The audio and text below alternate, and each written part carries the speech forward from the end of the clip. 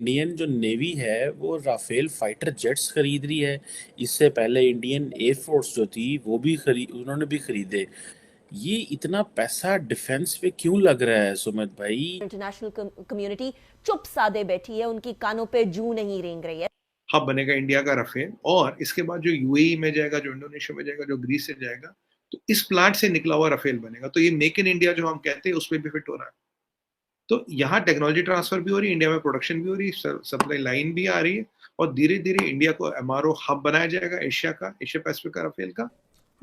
और वाह, what can I से। जो पहला सवाल आता है ना, जब कोई आर्मी चीफ कहीं, तो पहला सवाल आता है कि वो क्या इमदाद लेकर आएगा, और ऐसे में जब हम सबसे ज्यादा जरूरतमंद भी हैं। करीब 86 रफेल इंडियन एयरफोर्स को चाहिए, 36 रफेल इंडियन नेवी को चाहिए।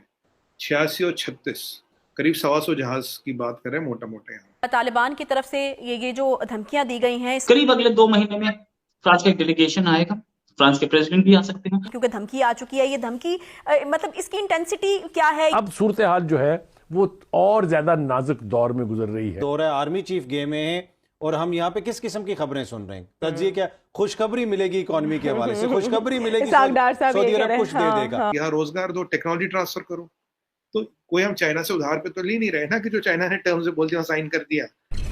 नमस्ते दोस्तों, जय हिंद। हिंदुस्तान स्पेशल में आपका स्वागत है। दोस्तों, फ्रांस और भारत के रिश्ते एक डील के बाद नई दिशा की तरफ बढ़ते हुए नजर आ रहे हैं। पहले भारतीय वायुसेना ने अपने नए स्क्वाड्रन के लिए राफेल को चुना था, तो अब नौसेना ने भी राफेल को ही तरजीह दी है। फ्रेंच मीडिया की माने तो मार्च में जब फ्रांस के राष्ट्रपति इमैनुअल मैक्रोन भारत की यात्रा पर आएंगे तो दोनों देशों के बीच यह डील साइन हो सकती है। दिलचस्प बात यह है कि इस साल डील के लिए उसने अमेरिकी जेट FA-18 सुपर हॉर्नेट को रिजेक्ट कर दिया। यह डील भारत और फ्रांस के रिश्तों में एक मील का पत्थर करार दी जा रही है। रक्षा सूत्रों की माने तो नौसेना ने 26 राफेल M के लिए कई अरब डॉलर की डील फ्रांस के साथ की है।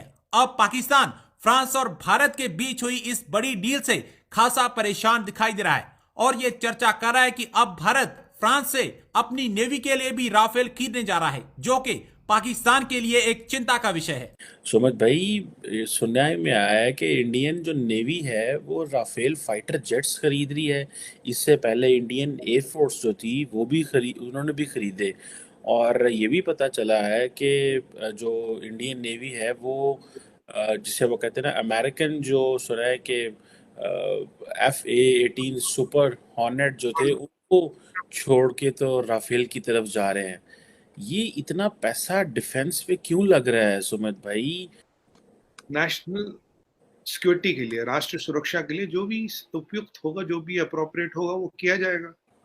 और देखिए, जब आपकी कंट्री डेवलप हो रही है, आप सुपर पावर इन मेकिंग हो, आपका आर्सेनल, आपका रखरखाव, आपका लिविंग स्टाइल, आपका ease of living, ease of business, everything has to go up, and modern technology, modern day equipments of the warfare have to come in.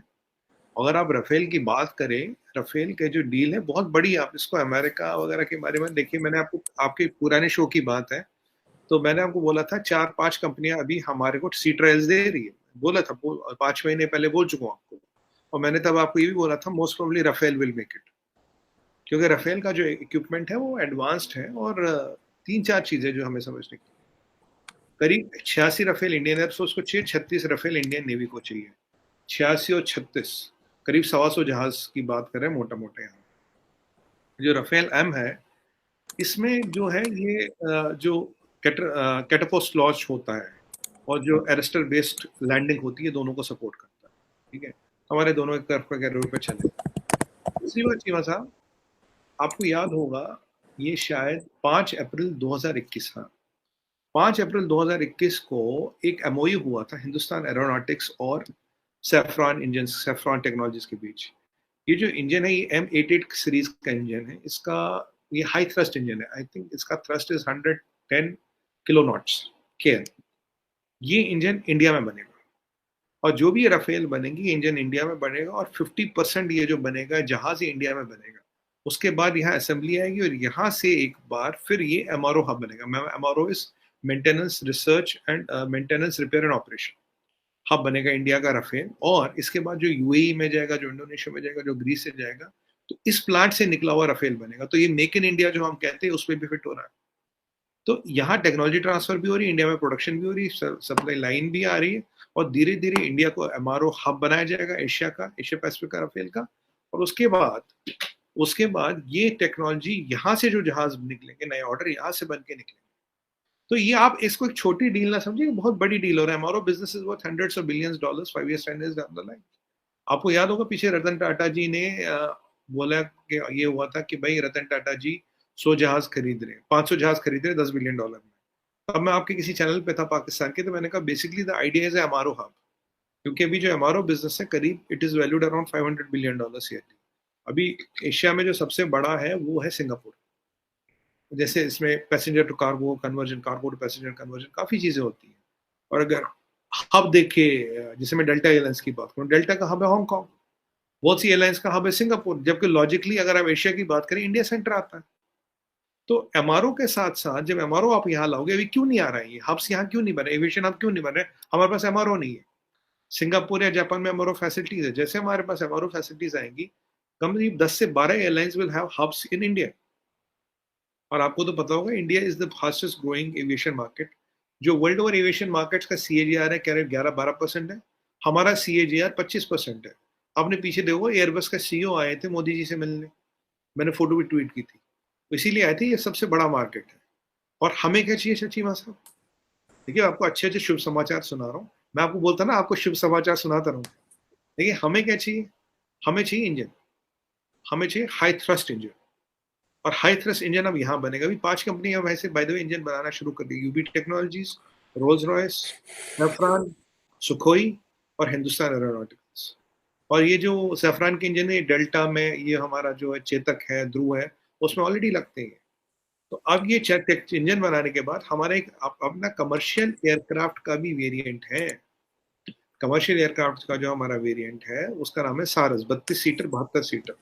Engine की समस्या ठीक होती है उसको भी हम बहुत जल्दी 3-1 साल में उसको भी हम लॉन्च कर देंगे, क्योंकि सबसे बड़ा जो एविएशन मार्केट है इसमें भी तो मेक इन इंडिया आना चाहिए ना। क्या लोग आके इंडिया में बनाए, इंडियन वेरिएंट चलाए? और अगर आपको इंडिया में बिलियंस ऑफ डॉलर चाहिए, देखिए अगर मैं यहाँ कैलकुलेटर उठाऊँ, क्योंकि थोड़ी मेरी मैथमेटिक्स ना आप जानते कमजोर है, 86 + 36, अगर हमें 122 जहाज देने हैं किसी को, 122 जहाज 10, 20, 25, 30 बिलियन के जाएंगे, तो हम $30 बिलियन उठा के दे दे क्या?